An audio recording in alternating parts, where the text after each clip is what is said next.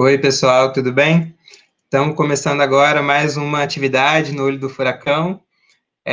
Hoje, em homenagem, né, ao centenário centenário não, a comemoração dos 200 anos de nascimento do Engels, tá? A gente vai receber uma convidada especial, a professora Virginia Fonte, professora de História da UF, vai conversar com a gente aqui no Olho do Furacão, tá? Sem mais delongas, eu já vou passar a palavra para a primeira das nossas entrevistadoras, que vai fazer a pergunta, a Carlinhos. Bom dia, Virgínia e Carla, palavra contigo. Bom dia, Virgínia. Obrigada por estar aqui nesse espaço com a gente. É sempre muito importante ter sua presença e um prazer te ouvir.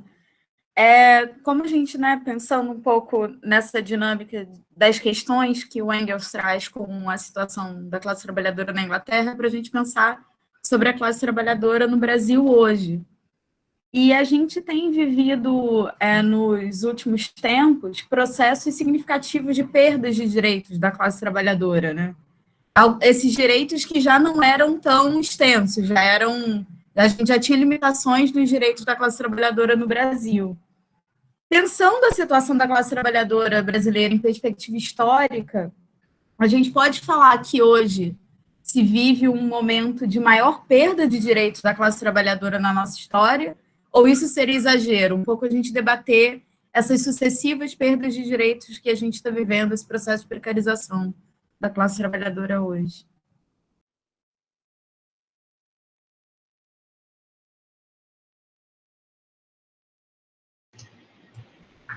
Vou direto? Pode ir já.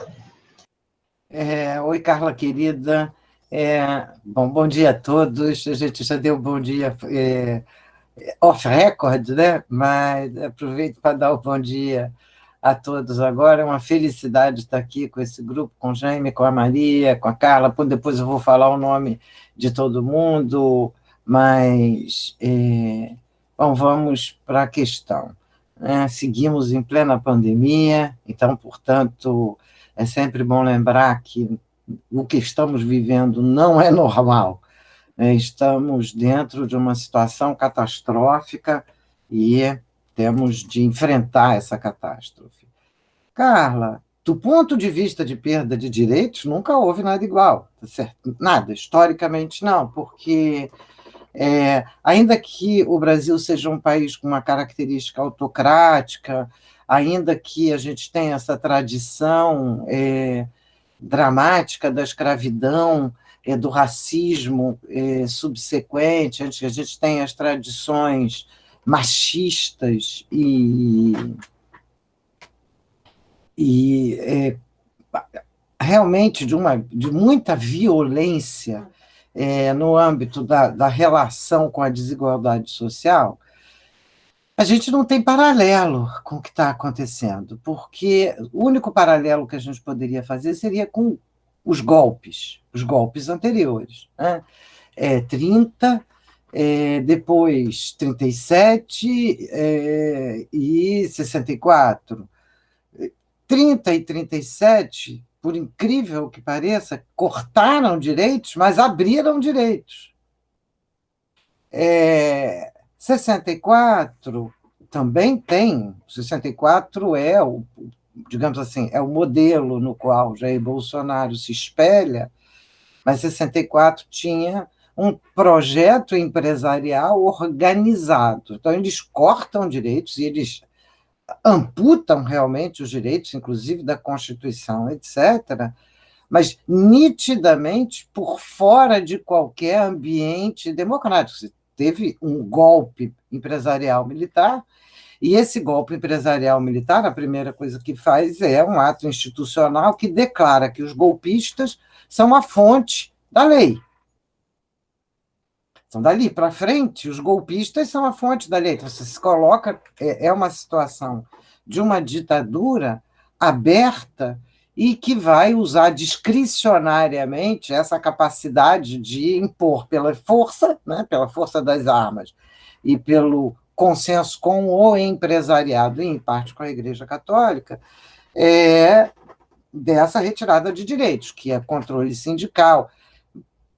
prisão arbitrária, tortura, assassinato, fechamento das organizações populares, etc. A gente não está vivendo ainda uma ditadura nesse sentido, embora a gente tenha tido um golpe. A gente está assistindo à ascensão de um processo proto-fascista.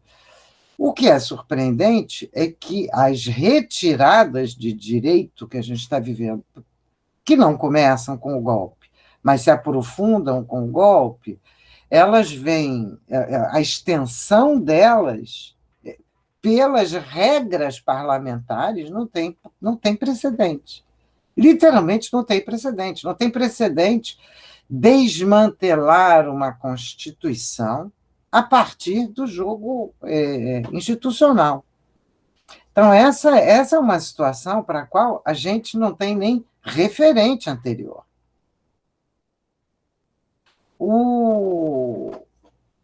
Os direitos, de alguma maneira, mesmo a ditadura empresarial militar de 64, ela, de alguma maneira, ela se inseria no contexto da luta social que estava em curso. Vale lembrar, por exemplo, que a ditadura propõe uma reforma agrária, que era uma das principais lutas populares dos anos 60. Eram as ligas camponesas e era a associação das ligas camponesas com os sindicatos. E era uma reforma agrária modestíssima, uma reforma agrária realmente ditatorial, imposta de cima para baixo. Mas a grande burguesia, sobretudo paulista, se insurgiu abertamente contra a ditadura para impedir mesmo esse patamar mínimo de reforma agrária. Então, o atual processo só pode existir diante de um longo processo anterior em que as classes trabalhadoras perderam protagonismo, perderam relevância, não só perderam porque elas não foram capazes, mas porque onde elas tentaram, elas foram golpeadas. E não golpeadas com golpe simplesmente institucional, mas golpeada a partir das suas próprias organizações. Então, isso aí é uma coisa muito difícil de analisar. Como é que depois de 4 mandatos de um partido que nasce nas lutas populares, essas mesmas massas populares não saem às ruas para defendê-lo? O que aconteceu nesse período? Não é uma coisa pequena. Eu acho que então, te colocando por vários ângulos a questão, eu acho que a gente não tem precedente, embora a gente tenha precedente ditatorial, com uma violência institucional maior até do que está acontecendo agora. O terrorismo de Estado oficial, com as forças armadas, como polícias cotidianas, com censura, com tortura aberta política, a gente não está vivendo ainda. E a gente espera conseguir impedir que isso venha a acontecer, porque a tendência do que está acontecendo é diferente do golpe de 64. Né? Tem um desenho diferente. Mas a extensão da retirada de direitos e do desmonte constitucional a partir das instituições é algo inédito. Assim, eu não conheço. E do ponto de vista dos trabalhadores, é muito impressionante. Praticamente impedir os sindicatos, acabar com a Previdência, tentar eliminar todas as grandes políticas universais, que são as grandes conquistas, saúde, educação, que são as conquistas que aconteceram na Constituição. Então, tem uma situação que é uma situação devastar a ciência, devastar as universidades, é uma situação que não tem precedente anterior. Então, a gente precisa agora afiar os nossos instrumentos para conseguir ler os processos anteriores e identificar que contradições permitiram isso, né, o ascenso disso que eu chamo protofascismo bolsonarista, e que contradições ele suscita para que a gente possa retomar pé e enfrentar. Eu acho que é por aí.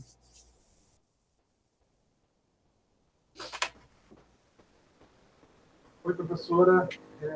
Aqui quem fala é o Pedro. Muito obrigado por estar aqui conosco. Me sinto privilegiado de estar aqui com você e com todos os colegas. A minha pergunta é a seguinte. Os sindicatos dos trabalhadores eles têm um histórico considerável e inegável de lutas e conquistas, né, no Brasil. Porém, tem sofrido diversos ataques há décadas, né, seja pela recente reforma trabalhista, que retirou a obrigatoriedade da contribuição sindical, seja pela massiva propaganda nos meios de comunicação, né, na grande mídia, na propaganda interna existente nas empresas e corporações. E aí, entre as consequências que a gente pode listar, nós temos um enfraquecimento dos laços, né, entre sindicatos e trabalhadores em muitos casos. Do seu ponto de vista, quais caminhos os sindicatos deveriam buscar ou já estão buscando no sentido de reverter essa tendência?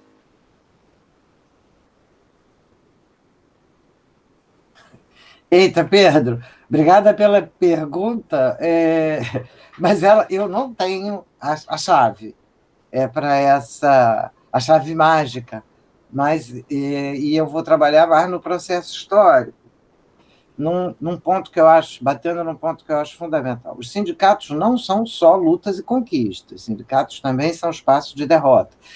Porque sindicatos são espaços de luta de classes, e muitas vezes a gente olha para o sindicato com um olhar idealizado de que o sindicato é um lugar bom frente ao mundo mau do capital. E esquece que os sindicatos, eles são foram historicamente alvo permanente da atuação do capital, tanto pela violência quanto pela cooptação ou pela sedução. Então, esse é o primeiro ponto que a gente não pode esquecer e que muitas vezes fica um pouco de lado, a não ser nos estudos mais especializados, porque, no caso brasileiro, no imediato pós-Constituição, nós temos a formação da força sindical com recursos patronais. E, na sequência, nós tivemos uma enorme investida patronal no sentido de interferir no curso da organização autônoma dos trabalhadores, produzindo sindicatos mais ou menos adequados ao capital. Isso significa que você introduz, dentro da própria dinâmica de sindicalização, uma competição entre sindicatos, né, entre o sindicato da ordem e um sindicato que procura ser autônomo. Você introduz uma competição no qual o sindicato da ordem é o preferido dos patrões e, portanto, vai ter facilidade para negociar, etc. E vai ter cargos no ministério e vai ter... Que, aliás, foi o que aconteceu no caso brasileiro pós-90. Esse é o primeiro ponto. Assim, a suposição de que os sindicatos são só lugar de luta e conquista é uma suposição limitada. A gente tem de enxergar a luta de classes também no sindicato. O segundo ponto é que os sindicatos têm uma limitação histórica conhecida, debatida desde o Marx, mas aprofundada pelo Lenin, na sequência pelo Gramsci, qualquer autor clássico que tenha se debruçado para pensar o papel dos sindicatos, sabe que o sindicato é um instrumento dos trabalhadores para garantir a defesa setorial daquele grupo de trabalhadores. Dependendo da legislação sindical, isso vai ser mais ou menos fragmentado, mas é aquele setor dos trabalhadores. Mesmo quando você tem uma central sindical, ele está voltado para uma relação jurídica específica daqueles que estão empregados e não está considerando o resto da população. Isso é denunciado muitas vezes pelo Lenin na discussão da relação entre partido e sindicato, de que é importante que o sindicato faça isso, mas é insuficiente para o processo da luta, isso que o sindicato faz. Salário para esse lucro do Marx é uma discussão sobre isso, no fundo.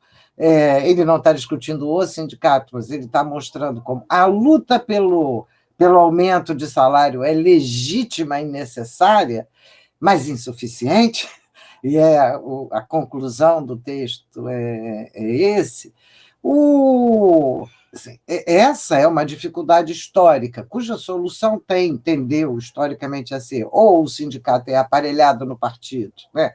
É um elo do partido, e isso retira exatamente essa autonomia de luta daquele grupo e a expressão clara das reivindicações daquele grupo, ou, em outros casos, eu estou falando dos aspectos negativos, o sindicato passa a ser meramente um elo burocrático, inclusive um elo burocrático do Estado, mesmo quando ele não é vinculado ao Estado, ele passa a ser um elo de organização das demandas e não organização da classe diante da luta.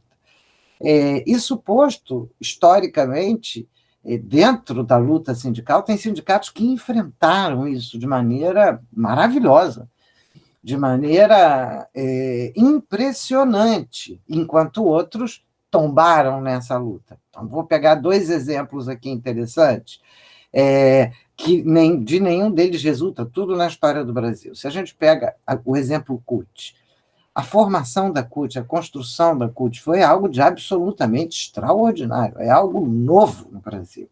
Esse sindicato de alta capilaridade, criado realmente de baixo para cima, a partir de setores bem diversificados da classe trabalhadora, a sua proximidade com o PT, mas não a sua obediência imediata ao PT, pelo menos durante um período, foram coisas importantíssimas e deram um salto de qualidade organizativa enorme. No entanto, principalmente depois de 92 e depois da queda da União Soviética, que não por acaso, a gente vai ver uma regressão da CUT ao ambiente da competição intersindical para negociar com o patronato ou com o Estado.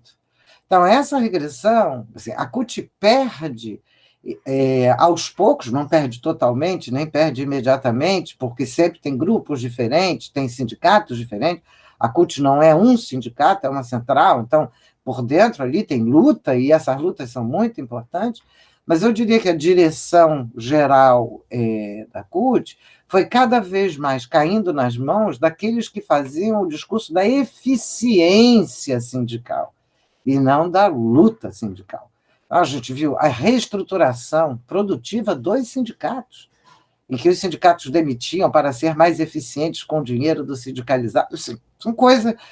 a ausência de formação política dentro do sindicato, a formação era uma formação para gestão sindical, e não uma formação política que exige exatamente enfrentar essa disjuntiva da defesa. E aí, sim, é o que o Gramsci fala, né? O momento da consciência corporativo, né? Porque o Gramsci vai pensar os momentos da consciência. Então, o sindicato é um momento corporativo da consciência, é um momento importante, ele é um passo fundamental para o senso comum já avançado, não é o senso comum que nem mesmo percebe o seu interesse. Mas ele precisa, a formação política no sindicato, que é uma formação intelectual e de luta, não pode ser só uma coisa ou outra, é uma formação intelectual e de práticas.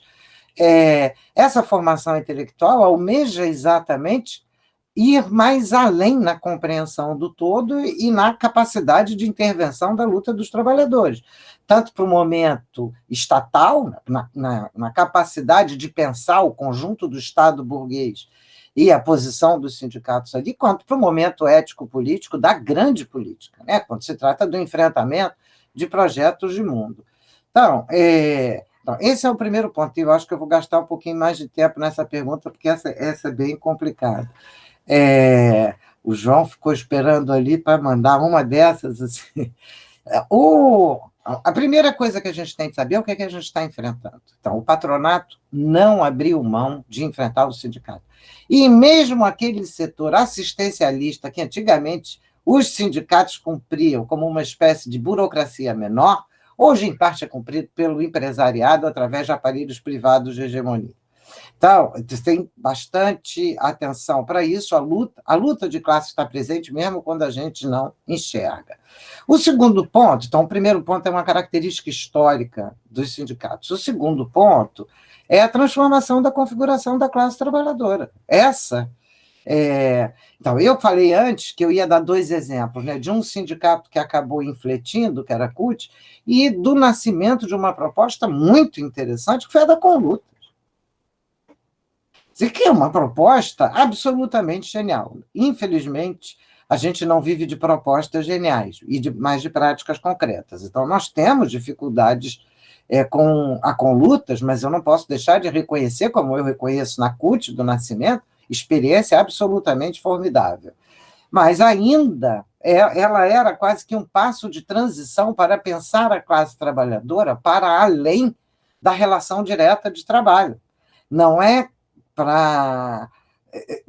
Ainda não estava na Conlutas uma capacidade organizativa efetiva das massas trabalhadoras sem contrato, não é? Mas já era uma abertura para possibilidade de outro tipo. E é uma experiência absolutamente inovadora. Aproveitando isso aqui, fazer minha campanha, vote Chapa 1, unidade para lutar.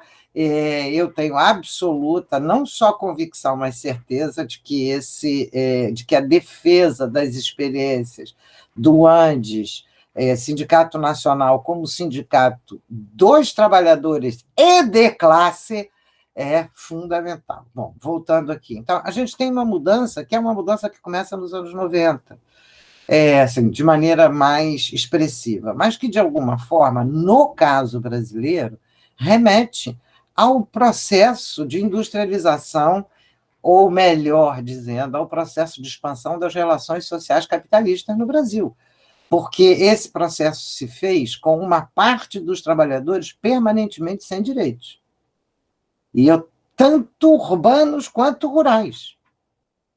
Então, eles eram sem direitos nos campos e vão continuar sem direitos nas cidades. Apenas uma ínfima fração. Na década de 90, isso se altera simplesmente porque os trabalhadores que já estão perdendo direitos na década de 90 não são recém-imigrados, já estão na segunda geração, mas continuam perdendo direitos na década de 90. Estas são as terceirizações, as bolsas, o enxugamento, que você tem, que vão dar agora 44% ou 45% da força de trabalho empregada em condições de precariedade, né? de vários tipos. É óbvio que isso significa novo tipo de contradição na classe trabalhadora. E que os sindicatos não podem se reduzir a sindicatos daqueles que têm direitos. Porque vão perder os direitos. Se eles não forem sindicatos do conjunto da classe trabalhadora, esses que ainda têm direitos vão perder e rapidamente, como estão perdendo e vieram perdendo nos últimos 20 anos. Essa incapacidade que a gente assistiu, não é uma só incapacidade, é uma enorme dificuldade desse enfrentamento. Em parte porque aqueles que têm direitos e que são a base dos sindicatos acham que vão se sair sozinhos.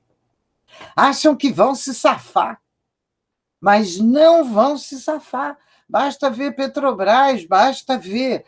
e eu não estou aqui acusando nenhum sindicato, estou simplesmente listando as condições. Basta ver as universidades públicas, o volume de retirada de direitos que ela experimenta desde a década de 80. Mesmo tendo aumentado o número de contratos, os números de concursos e contratos, esses novos contratados foram todos com menos direitos do que os precedentes.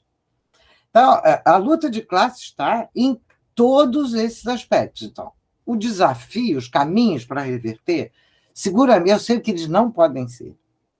Eles não podem ser burocratizantes, eles não podem ser mera correia de transmissão, isso a gente já sabe há muito tempo.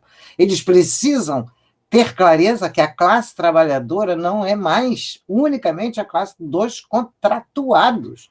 Hoje a exploração do capital é sem véus, sem mediação jurídica. Então, esse é um enfrentamento que é um enfrentamento de grande porte. Nós temos a experiência do Conluta. Essa experiência tem de ser pensada, porque essa experiência é riquíssima, ela ainda está em curso. Não sei quanto tempo, não sei que modificações vamos experimentar, mas a gente não pode jogar fora a nossa história, não. A gente tem de analisar a nossa história para ir adiante. Nós temos as experiências dos movimentos sociais capazes, porque um movimento como o MST tem um desenho semi-sindical. Ele defende a luta de um determinado grupo de trabalhadores.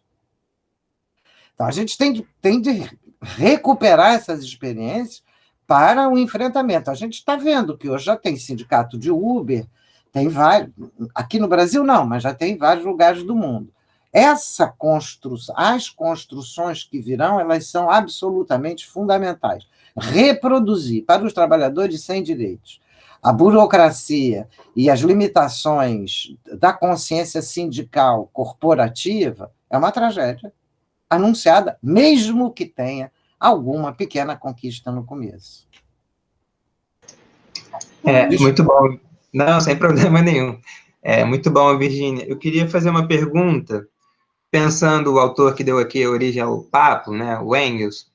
O Engels, de certa forma, ele inaugura ali no livro A Situação da Classe Trabalhadora na Inglaterra, uma tradição que é pensar a classe trabalhadora a partir do seu processo de formação histórica, né? E aí ele está vendo as transformações que a Inglaterra está passando naquele período. E aí, claro, vai ter muita gente pesquisando a partir dessa tradição, e aí vou citar alguns exemplos aqui no Brasil, mais recentes, né? O Marcelo Badaró lançou um livro ano passado, né, da classe trabalhadora, que é muito interessante, que ele justamente resgata pensar a classe trabalhadora a partir do seu processo de formação e vai destacar algumas especificidades do Brasil, né? Como esse processo de urbanização, de industrialização que a gente vai passando no século XX. E aí chega até o momento mais recente e vai falar, olha, esse processo de formação levou a gente a ter altos graus de precarização do trabalho, ou que o Ricardo Antunes vai dizer, né? A uberização do trabalho, a terceirização do trabalho, né? Aí eu queria ouvir um pouco de você sobre essa questão, né, desses reflexos da informalidade do trabalho, da precarização do trabalho, e, se possível, fazendo a conexão com a nossa formação histórica, com que aquilo que a gente tem ouvido chamado, né, de interseccionalidade da questão gênero, raça e classe aqui no Brasil, que acho que é uma especificidade histórica brasileira. Tá bom, Virgínia?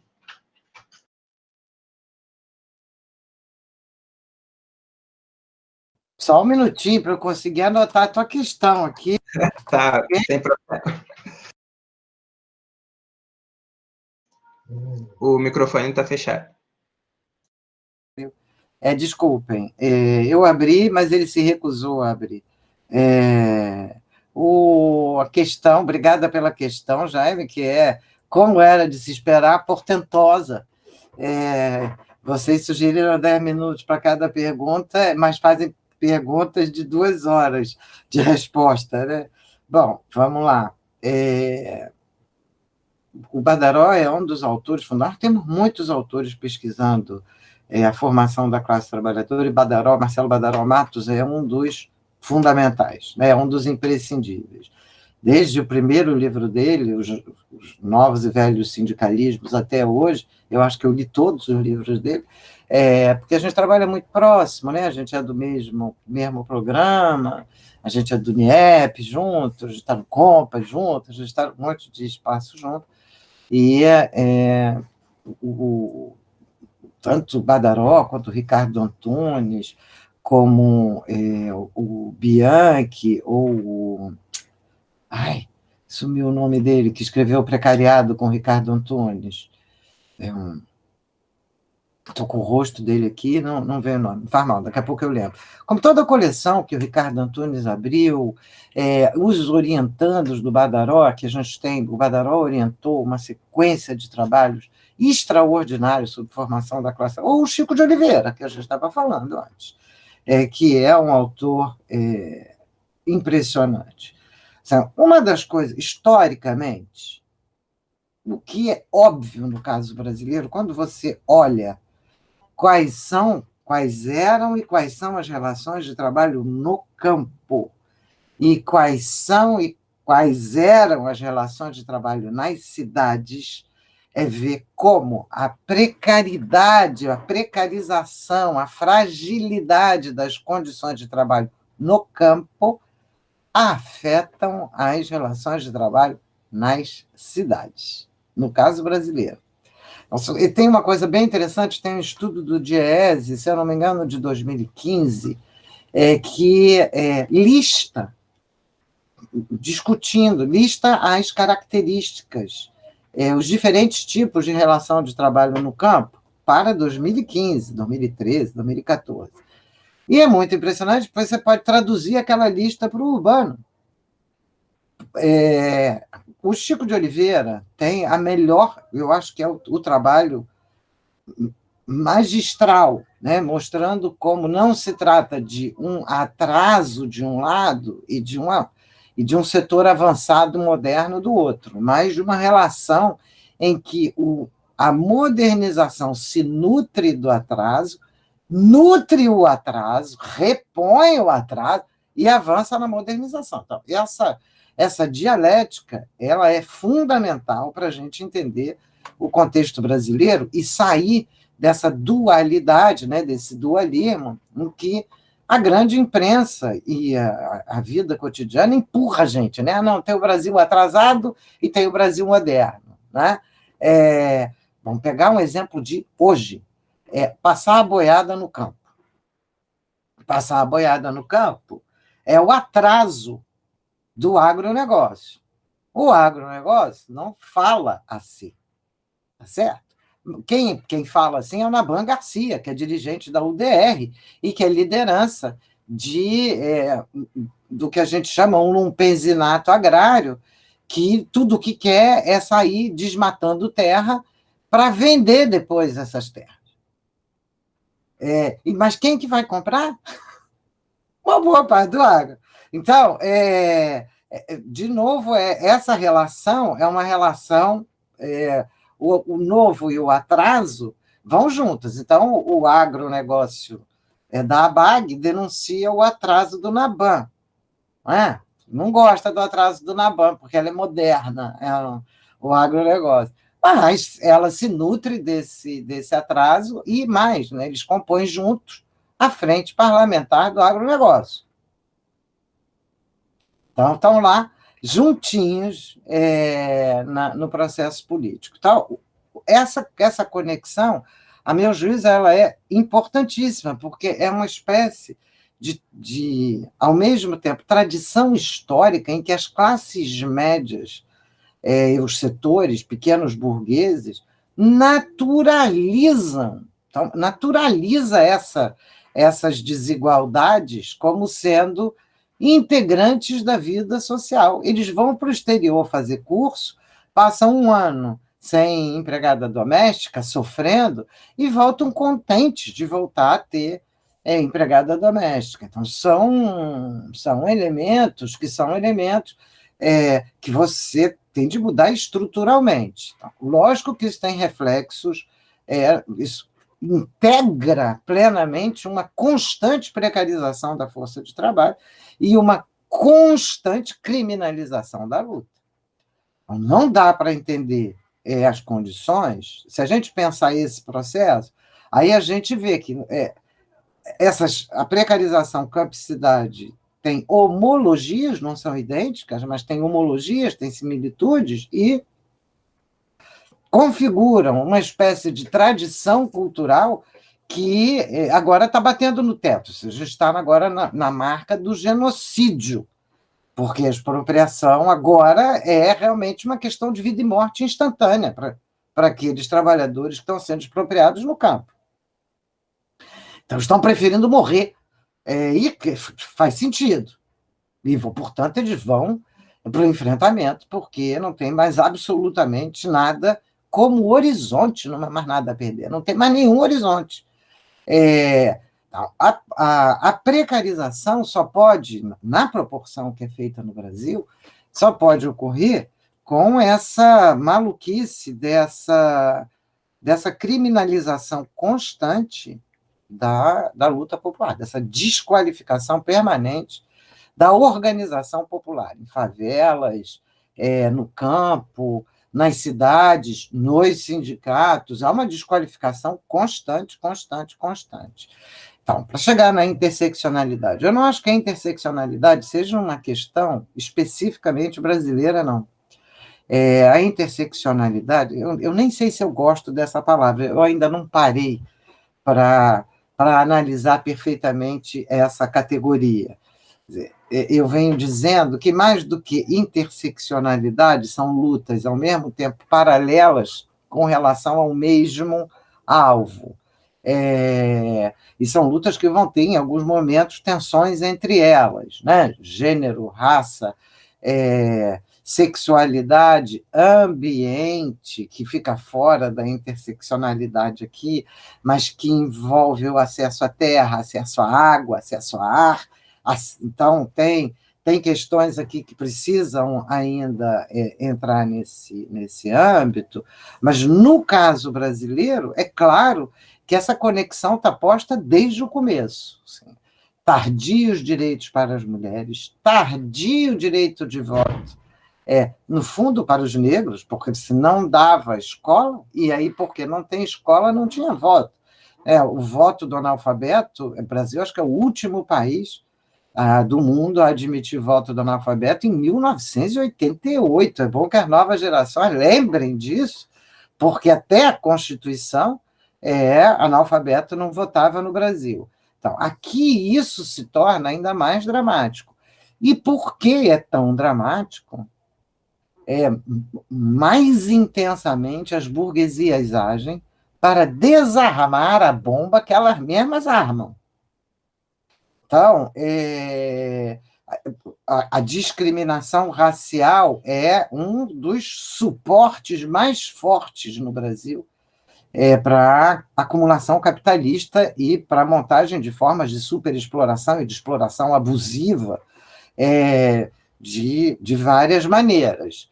E aí, para impedir que isso gere lutas substantivas, em vez de pagar imposto e garantir direitos, o que é que eles fazem? Desviam um pouquinho de dinheiro para um monte de entidadezinha minorar o sofrimento. Mesma coisa para as mulheres. Para o caso da homofobia, é um pouco diferente. Tem algumas nuances diferentes, porque aí é uma perseguição assassina. Não é só uma perseguição no mercado de trabalho, é uma perseguição assassina, que ainda, como nos Estados Unidos, foi, e no próprio Brasil, a perseguição aos negros, abertamente, através do encarceramento massivo. O que eu vejo, o Engels percebe isso muito bem com os irlandeses, né?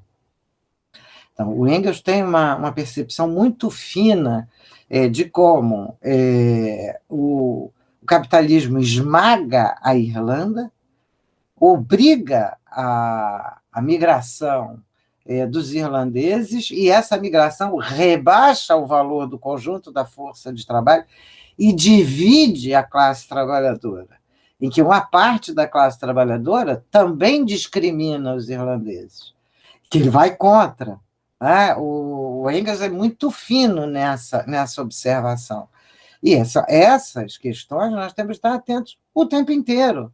Isso é também, o Engels, eu acho que esse trabalho do Engels é a chave para praticamente todos os trabalhos de análise sobre as condições de urbanização, de subordinação do trabalho ao capital e da emergência da questão social para além da filantropia, filantropia dos ricos ou assim, digamos, da inquietação moral dos setores médios, com a existência dessas condições de vida, que, por um lado, se inquietam moralmente, porque aquilo não corresponde ao que deveria ser, e, por outro lado, como o próprio Engels mostra, botam um tapume na frente para tapar, para não ver. Então, o que a moral não vê, o que o olho não vê, a moral não sente. Né? Procedimento que continua a ser usado no mundo inteiro. Então, eu acho que, fundamentalmente, é isso. Professora, como é bom te ouvir. Muito obrigado por cada aula que você dá nessas respostas aí. Bom, a minha pergunta, eu sou o Matheus, sou estudante de doutorado do Instituto de Economia. Minha pergunta é a seguinte: Virginia, um dos elementos mais interessantes da análise do Marx, do desenvolvimento do capitalismo, é aquele momento em que ele está caracterizando as fases históricas, olhando para as formas de organização do trabalho, mas trazendo como elemento essencial a forma histórica que o trabalho assume nessas fases, né? E a partir disso ele vai trabalhar os efeitos que essas formas específicas têm na alienação, na reificação. Ele até chega a falar um palavrão, né? Já que a gente está falando há pouco da necessidade de falar palavrão, ele fala da subsunção, que é um conceito particularmente interessante na obra do Marx, né? E eu queria saber de você o seguinte, professor, nesse mundo pós-grande indústria, qual é a forma histórica que o trabalho assume, né? E quais são as especificidades no processo de alienação, reificação e subsunção que os trabalhadores sofrem nesse pós-grande indústria, né? Estou te fazendo essa pergunta que teve uns passarinhos niepenses que me contaram que você está de olho nisso. Caramba! Oi, Matheus, muito prazer. Caramba, vocês fizeram cada pergunta aqui que é realmente... Bom, eu vou bater papo. A gente está batendo papo e a gente vai enfrentar o bate-papo. É genial isso que o Marx faz sobre a forma histórica, né, do sociometabolismo, a relação social na relação com a natureza, e como isso abre horizontes, ou circunscreve em alguns momentos os horizontes, ou abre os horizontes para determinados ângulos e não para outros, e por aí vai. Então, isso é aquele clássico Formen, né, também sobre as formas históricas pré-capitalistas. Eu não vou discutir os outros períodos, vamos direto para o cerne da tua questão. Eu tive recentemente em algumas palestras com Eleutério Prado, em que ele sugere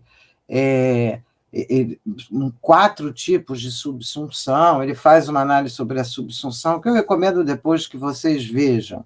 Mas a leitura dele é bem diferente da minha, inclusive para o termo subsunção, que eu já fui várias vezes em dicionários para conseguir saber por que o Marx usou este termo e não outro. Por que ele não usou subordinação, sujeição, controle, e usou subsunção, que é um termo que, se eu não me engano, vem do Kant, e que tem a ver com quando uma categoria define as outras. Então, a subsunção do trabalho no capital, a meu juízo, a minha leitura, é quando o trabalho, o capital, define o que é o trabalho. Quando não é mais a relação meramente sociometabólica, ou aquilo que os trabalhadores fazem, quem define o que é trabalho. Mas a relação de subordinação é que define o que interessa ou não ao capital como trabalho.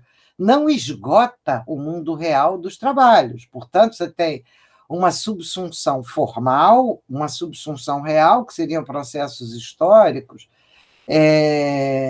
mas isso não significa que o capital possa subsumir, né, definir todos os tipos de atividade como trabalho. Mas se a gente... Porque só serão trabalho aqueles que ele considera como trabalho, ou, em outros termos, que são capazes de gerar mais valor ou que são necessários para a produção, a geração e extração desse mais valor, né? Que são os falsos custos, etc.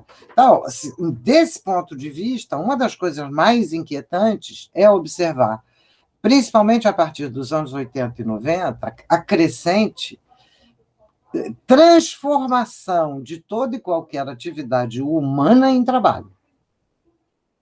Portanto, e aí sim, é uma subsunção dessas, percebe? Essas atividades que até então eram trabalho, mas não era um trabalho para o capital, vira trabalho porque é trabalho para o capital. Então, isso é um negócio. Andar de bicicleta não é trabalho, embora dê trabalho. Mas andar de bicicleta pode virar trabalho. Que eu diga iFood, Rappi e outros. Bom, esse é o primeiro ponto, que é o ponto da subsunção.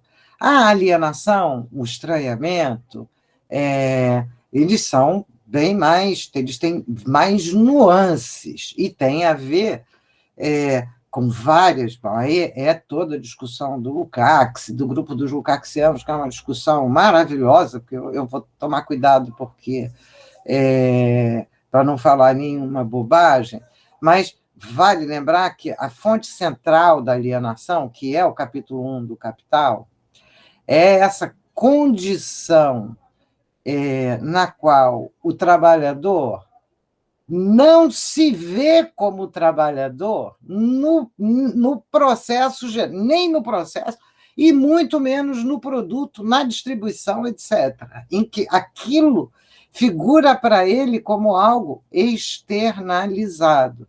Nós vamos também ter passagens brilhantes sobre isso nos manuscritos, mas eu vou me circunscrever aqui no capítulo 1 do Capital. E é interessante que aquele capítulo 1 do Capital mostra a alienação, né, o fetiche da mercadoria, mas antes do fetiche da mercadoria, ele já tinha trabalhado sobre o distanciamento que o dinheiro vai representar, a expressão do representante geral frente aos seres sociais. Então, ali, essas duas partes devem ser lidas juntas, né? Estão no mesmo capítulo. Então, o fetiche da mercadoria é, simultaneamente, né, o fetiche de alguma coisa social, totalmente social, que não tem nenhum fundamento natural, que é o dinheiro. Em qualquer circunstância, que ele seja ouro, que ele seja sal, que ele seja língua de sapo, não importa, o fundamento é o equivalente geral em todas essas circunstâncias. E os graus de equivalência vão ser diferentes segundo exatamente as formas históricas da produção, mas não tem fundamento nem transcendental, nem fundamento natural. Todo fundamento, assim como o fundamento do valor é social. Então, esse é o primeiro ponto, porque, assim, para a gente ter um ingresso no tema contemporâneo. Há especificidades hoje? Eu creio que sim. E elas precisam ser analisadas, e não é fácil analisar isso, sobretudo porque não é possível analisar isso no campo da concorrência acadêmica. É preciso análise dessa concorrência que a gente até estava comentando antes de começar, porque é muito importante. Essas são questões para o conjunto da vida social. Então, se dentro da concorrência acadêmica a gente consegue avançar nisso, a concorrência acadêmica tende a castrar a possibilidade de que a gente avance, porque ela exige que a gente feche, né, e apresente como um produto novo o que ainda está em curso. Dissertações de mestrado, teses de doutorado, a gente tem 4 anos para fazer e defender. Mas essa é uma questão da vida inteira. Essa não é uma questão que possa se soldar, né, ou se saldar num único estudo de 4 anos para obter grau com aquela banca. Então, O que é que a gente tem hoje? Assim, agora eu vou abrir uma parte um pouco especulativa. Aquilo que a gente falou da experiência brasileira campo-cidade de precarização, precisa vir para cá agora. Porque aquilo lá, se a gente conhece bem, é brasileiro, mas seguramente não é só brasileiro. Mas a gente não vai poder pensar o mundo, vai poder fazer a extensão. Então, a gente fica com o mundo, digamos, ali na escuta, mas vamos ter de analisar isso aqui. A expansão urbana de segundas expropriações, em especial de expropriações ligadas aos contratos de trabalho, que parecem nos propulsar para o passado histórico, não vão para o passado. Não tem como voltar para o passado. Não tem como voltar. Não estamos voltando para a população no campo. Então, nós precisamos entender o que é que isso significa para frente. Nós precisamos do elo histórico para conseguir pensar que contradições ela traz para adiante. A primeira delas, e eu acho que é talvez a mais severa, e acho que é onde a gente vai precisar investir e investigar, é de que o trabalhador sem contrato urbano, portanto, já na segunda expropriação, né, sem contrato urbano, ele é um trabalhador, isso já está no Marx, ele é mais ativo e inovador do que o trabalhador com contrato. Mas ele é mais subordinado ao capital do que o trabalhador com contrato. No tempo do Marx, a luta foi pelo contrato, pela contratação dos trabalhadores, tá certo? Será que hoje a luta deve ser pela contratação dos trabalhadores? Será que a escala... São duas questões. O avanço da contratação de trabalhadores gerou as novas formas de precarização. E não o contrário. A precarização não resulta de pouca contratação, mas do aumento de contratação. Porque o aumento é a expansão do capitalismo que está expropriando mais trabalhador e aumentando a massa de trabalho.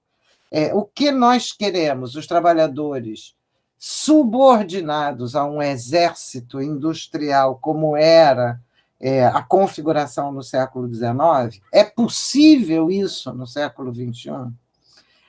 Essa massa de trabalhadores sem contrato, embora contratado, né, subordinado a um grupo proprietário ou dois, vamos pegar o exemplo infeliz que é sempre o Uber, né?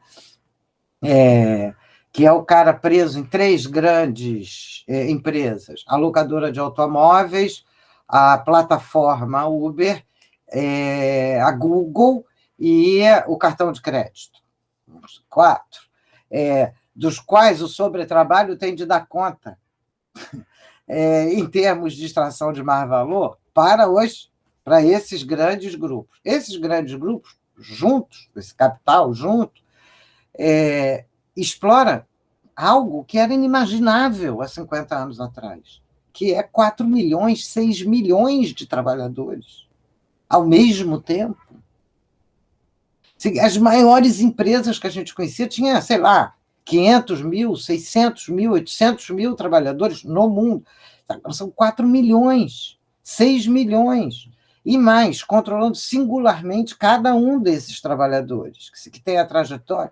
Nós estamos vendo a expansão disso agora, para a educação, para a saúde, com a telemedicina, em que cada trabalhador, os seus atos são controlados em 360 graus, a maneira de falar, na velocidade de teclar, na rapidez para a resposta, na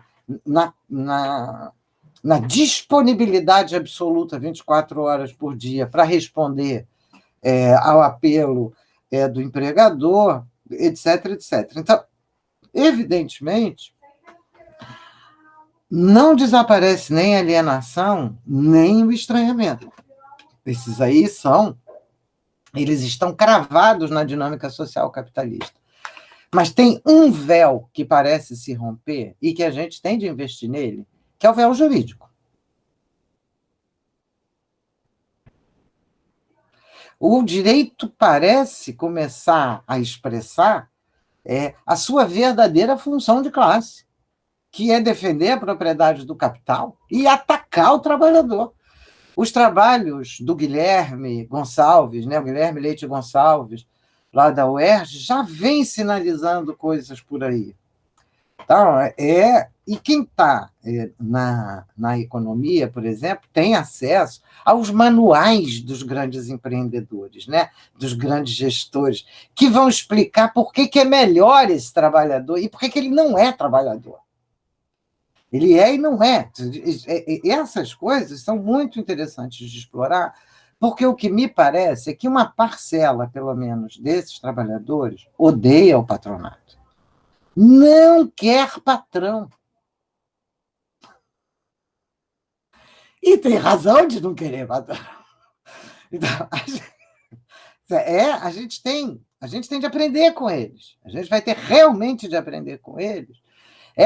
Porque nós vamos ter de criar um mundo novo.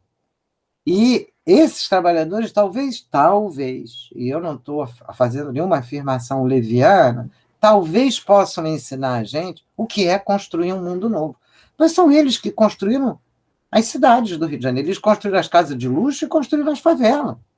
Foram eles que construíram o saneamento todo e o esgotão de Ipanema para viver sem saneamento.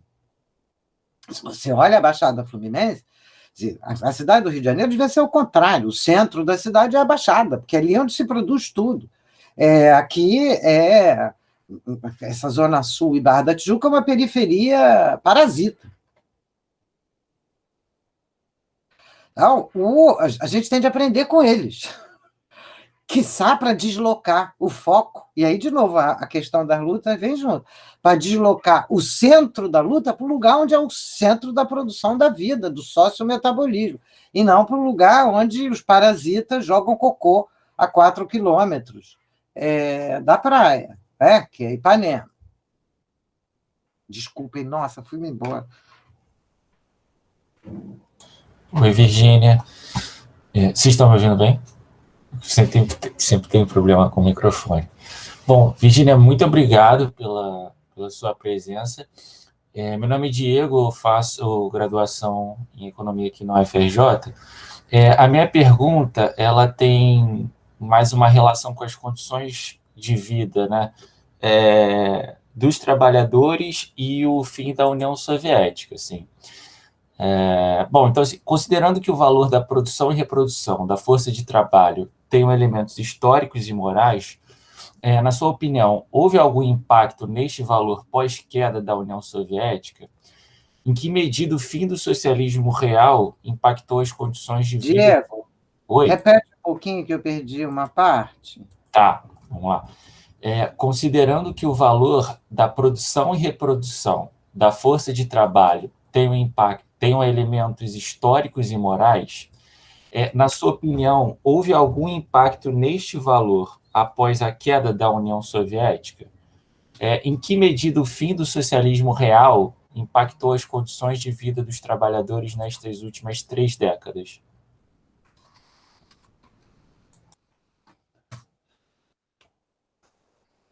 Sem sombra de dúvida. Bom, sem sombra de dúvida que as condições históricas e morais são parte da definição do valor da força de trabalho e que nós temos muita dificuldade para entender exatamente como é que a gente dimensiona o valor da força de trabalho quando o capital joga com a concorrência entre trabalhadores que eles não estão em concorrência. Isso é, nós não estamos concorrendo com os chineses, mas o capital joga com a concorrência entre trabalhadores franceses, alemães, ingleses, estadunidenses com os chineses. Mas depois vai ter outras consequências, feito Donald Trump, mas essa é uma questão fundamental.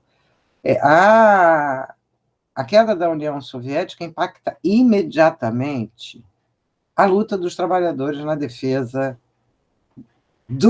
nacionais, dos diversos trabalhadores nacionais, na defesa do valor da força de trabalho e da imposição de elementos no interior do valor da força de trabalho.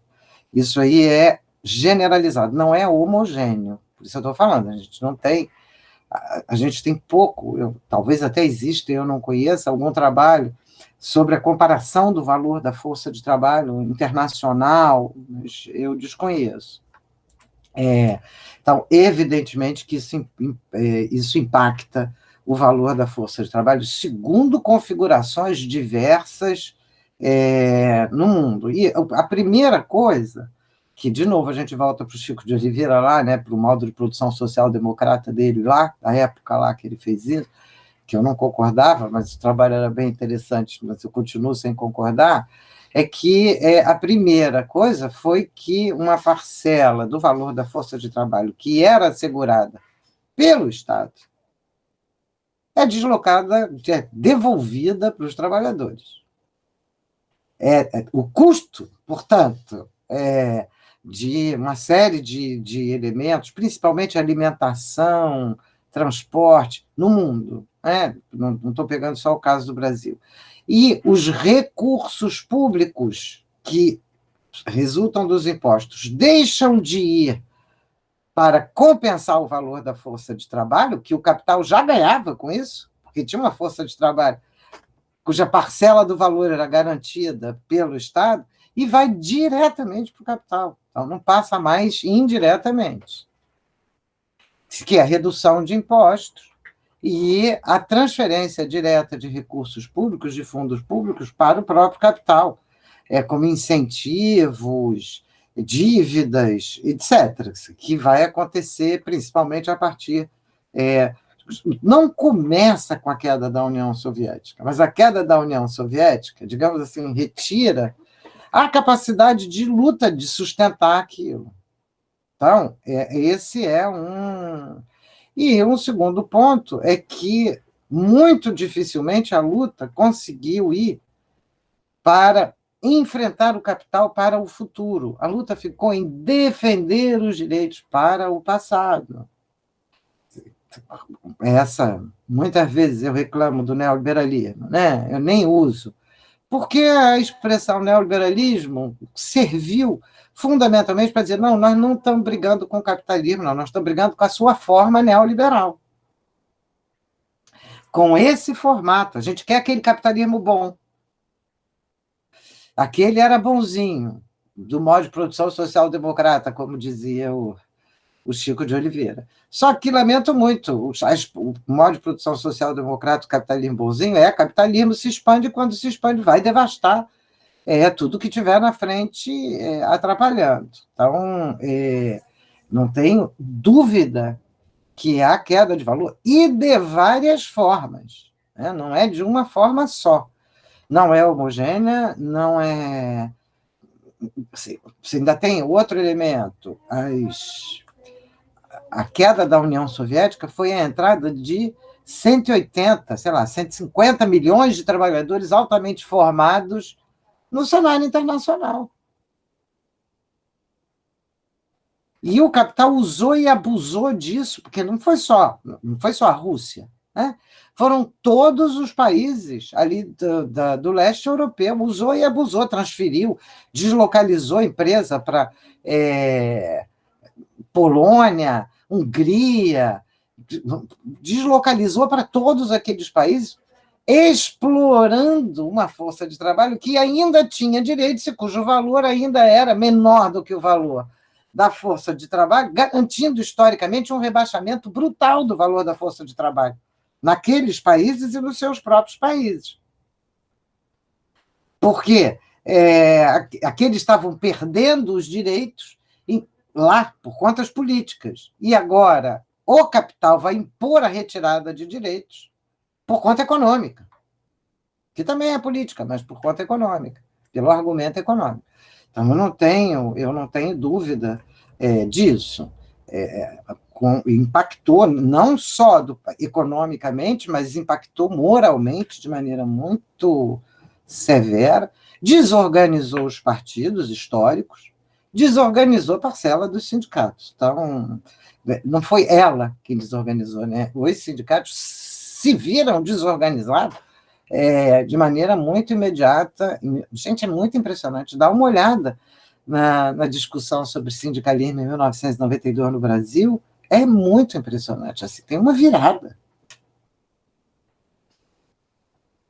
E tem um aspecto geopolítico, que era você poder aproveitar as tensões entre o assim chamado mundo socialista e o mundo capitalista para extrair algumas conquistas na brecha, né? Não, ali, sem alterar completamente a correlação de forças, que também desaparece mais ou menos instantaneamente. Acho que fundamentalmente é isso. Virgínia, assim, tentando trazer para o debate, assim, sentido, se for possível, de síntese, né, que a gente discutiu tantas questões, pensando aqui a classe trabalhadora no Brasil hoje e o jeito que o Engels pensou a situação da classe trabalhadora na Inglaterra, né, as questões que a gente pode relacionar aí nas duas reflexões. Eu fico muito impressionada em ver como, naquele período, você tem o surgimento, né, que é um período de crise muito forte também, quando ele estava descrevendo, né, tem uma crise do capitalismo ali estabelecida no final do século XIX, que vai dar origem, inclusive, às guerras mundiais e tudo mais, em que nasce o movimento organizado socialista de maneira significativa, que vai dar origem às revoluções que a gente assiste no século XX, mas também vai dar origem aos fascismos, né? E agora a gente está vendo no Brasil, no mundo, mas no Brasil também em particular, né, a classe trabalhadora, parte dela, né, se identificando com bandeiras próximas ao pensamento mais autoritário, né, já lido como neofascista, ou uma nova versão aí fascistizante, mas a gente não tem encontrado organizações da classe trabalhadora com essa pegada socialista, nem no Brasil, né, nem de maneira significativa no mundo. Você acha que essas questões que a gente veio levantando aqui explicam, de alguma maneira, essa diferença? Né? Como é que você explicaria essa diferença? Você concorda que existe essa diferença?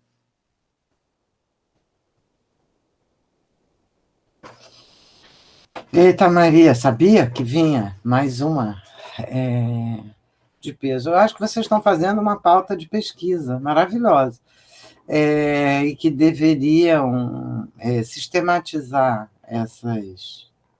organizar essas questões que vocês fizeram brilhantemente e tentar ver os elementos do que a gente já tem, né? Inclusive historicamente, historiograficamente, bibliograficamente, para esse tipo de questões, porque a lista do que vocês fizeram até aqui é muito impressionante. Bom, Maria, a diferença que eu acho dos protofascismos contemporâneos, inclusive para o fascismo histórico, é que até lá, até agora, eles tinham um projeto de melhoria de vida. E agora não tem projeto de melhoria de vida. Tem algo aí que é espantoso. Se você pega, a gente pega a similitude, por exemplo, entre o fascismo e hoje, uma similitude que é importante destacar é que a Alemanha, assim como a Itália, tinham vindo da guerra, né? E tinham populações de camponeses que tinham sido expropriados ou que tinham virado soldados, que retornam e não tem mais lugar naquela sociedade. Tem bandos vagando de trabalhadores sem direitos, de gente sem direitos, e que o fascismo e o nazismo vão ser uma forma de organizar tais populações em direção a um projeto que, por mais perverso que fosse, era um projeto de incorporação. Hoje não tem esse projeto. Então, isso é alguma coisa que a gente tem de ficar atento. A outra era, ainda não é claro, mesmo para o conjunto da esquerda e mesmo para uma parte dos marxistas, a clareza que o Engels tinha lá no início do século XIX, que eram aqueles miseráveis, imundos, morando naquelas pocilgas, com aquelas crianças naquelas condições, com as mulheres naquelas condições, eram aqueles miseráveis que produziam toda a riqueza. É muito interessante, isso está muito claro no Engels, né? O Engels, quando começa a pesquisa, ainda não é amigo do Marx, ainda não, mas quando publica ele já escreveu, inclusive, junto com o Marx, etc. Então, eu não tenho clareza se as pessoas se dão conta de que a construção desse mundo capitalista precisa dessa massa enorme de trabalhadores precarizados. E que, portanto, eles integram plenamente essa classe trabalhadora, que o Exército Industrial de Reserva não é um apêndice ruim e externo, integra a classe trabalhadora. E que nós temos esse histórico, talvez a gente possa enxergar isso por conta do Chico de Oliveira, por conta dessas relações campo-cidade, no caso brasileiro, que são relações de esquecimento. O caso brasileiro, o trabalhador urbano deveria esquecer o campo para o resto da sua vida. Uma vez ele saía, ele não tinha como voltar. Ele não tinha nenhuma possibilidade de retorno ao campo. E isso é uma coisa, eu não sei vocês, mas a minha geração foi educada sem campo. O campo não existia. E eu acredito que uma parte da população das novas gerações continuam vivendo assim. Eles vivem numa cidade que não tem campo. O campo é uma coisa longínqua. Isso é diferente em outros países, em que essa relação com o campo é mantida. Canadá, França, eles têm uma relação com o campo muito permanente. Então, isso não é à toa. Você vai reproduzir o mesmo tipo de relação rompendo os elos. Então, a nossa luta por não permitir, por reconstituir elos de outro tipo é absolutamente fundamental. A impressão que dá é que, de alguma forma, as dimensões... Vou trazer outros problemas que não apareceram até aqui, Maria. O movimento organizado socialista, esse das revoluções, era um movimento internacionalista que tinha clareza de que você precisa enfrentar o capital do seu país, porque enfrentando o capital do seu país, você é internacionalista. Então, você não pode defender o desenvolvimento capitalista do seu país, porque desse jeito você está atacando as outras classes trabalhadoras. Não, acho que isso aí é uma coisa muito, muito, muito clara.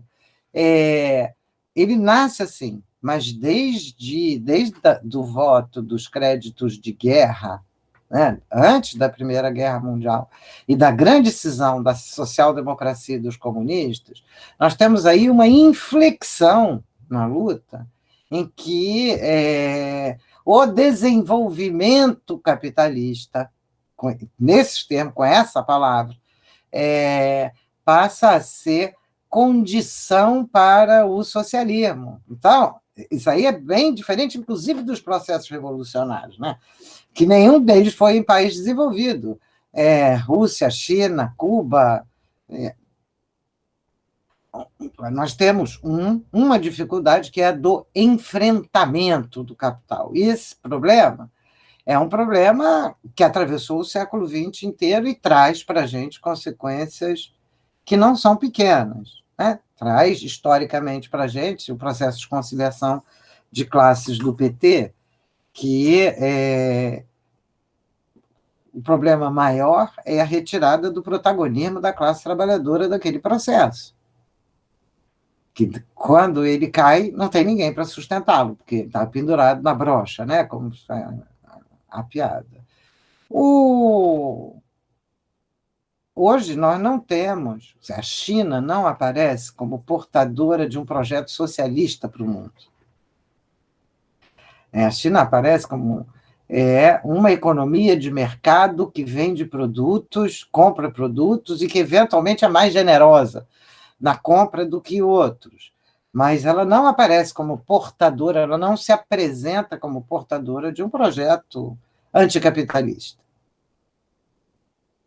Então, de alguma forma, mesmo aquelas revoluções que são revoluções socialistas, que trouxeram o Partido Comunista, não estão atuando no mundo como um horizonte socialista, mas com um horizonte de melhorem as condições de vida, desenvolvam o capitalismo, ampliem mercado, etc. Bom, até esbarrar agora na competição intercapitalista.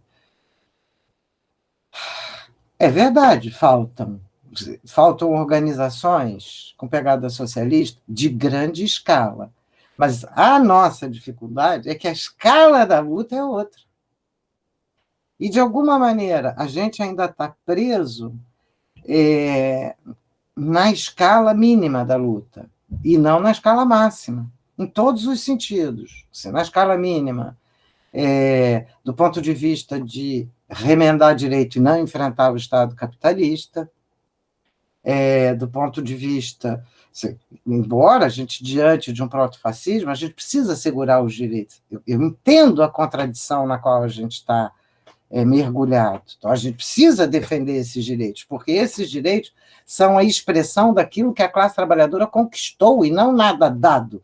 Não é o Estado capitalista quem deu o direito. A classe trabalhadora conquistou. Então, a gente quer acabar com aquele Estado, mas para garantir direitos de outro tipo. Mas isso não é claro nem para a gente. Então, essa é uma questão que está colocada em função, a meu juízo, da escala mesmo. E hoje a escala ainda tem mais um complicador, que é a questão ambiental. Porque a questão ambiental torna evidente para todo mundo que a única solução que o capital tem, que é empurrar com a barriga, jogar para frente, comprometer o futuro para garantir o lucro hoje, essa saída ela está se esgotando, essa porta está fechando, não vai ter como continuar nessa porta. E, portanto, as questões agora precisam realmente de uma internacional da massa de trabalhadores que seja capaz de pensar não simplesmente a formação de partidos nacionais, mas a conexão das lutas. Não é mais para dirigir a luta, assim, dizer, você faz isso, você faz aquilo outro. Mas é para conectar essas lutas, porque as lutas continuam se passando nos ambientes nacionais. Porque se tem de enfrentar as suas burguesias, porém sem conexão internacional, como você enfrenta um capital que está cheio de conexão internacional, até mesmo quando ele diz que é nacionalista? Você enfrenta um capital que, na sua ponta nacionalista, a primeira coisa que faz é assujeitar um sujeitinho assujeitado, feito Bolsonaro, que vai prestar continência ao Trump. E, portanto, que vai um nacionalismo que se veste verde e amarelo para lamber-botas. A gente está numa situação que é uma situação que exige que, ao mesmo tempo, a gente enxergue a escala do que a gente está fazendo, os limites, mas que vá adiante nessa escala. A gente já sabe as lutas da Nuestra América, a gente já conhece, já tem experiência, a gente precisa avançar nelas, precisa construir, e tem uma série de coisas, mas a gente ainda está enfrentando o capital nos dividindo. Assim, a gente não está. O fato do capital estar em crise não significa que ele não tenha recursos para nos bloquear, né? E ele está fazendo isso. E está fazendo tanto de maneira soft, né, através dos aparelhos privados de hegemonia, como de maneira violenta, através de quebra-caps, CNPq, universidades públicas, escola pública, e por aí vai, policialização das escolas, e por aí vai. Então, acho que a gente tem elementos para fazer. A gente tem lutas que, se a gente não fizer, as lutas farão. Mas seria melhor que a gente conseguisse fazer junto, né? junto, porque não tem dúvida que as lutas antirracismo, as lutas feministas, a luta desse mundo precarizado do trabalho vão ser violentíssimas. E a gente tem de aprender com elas para ir junto com elas agora. Virgínia, foi muito bom. Queria te agradecer pelo papo, tá? Antes de fechar, eu vou fazer só uns comentáriozinhos que eu acho que são importantes, né? Primeira coisa, destacar a chamada que a professora Virgínia fez pela campanha da Chapa 1 na disputa do ANTE, né? É importante. E dizer que essa conversa ela vai ser publicada no canal do IE, no canal de Estudo de Economia da FRJ, e também no canal do LEMA, do Laboratório de Estudos Marxistas, tá? No YouTube. E dizer também que vai sair também no site Problematizes, que é onde a gente tem organizado a nossa produção de análise de conjuntura aqui do grupo de extensão, tá? Das nossas atividades de extensão do LEMA. É isso, eu vou parar a gravação, a gente pode conversar um pouquinho nos bastidores também. Obrigado, Virgínia.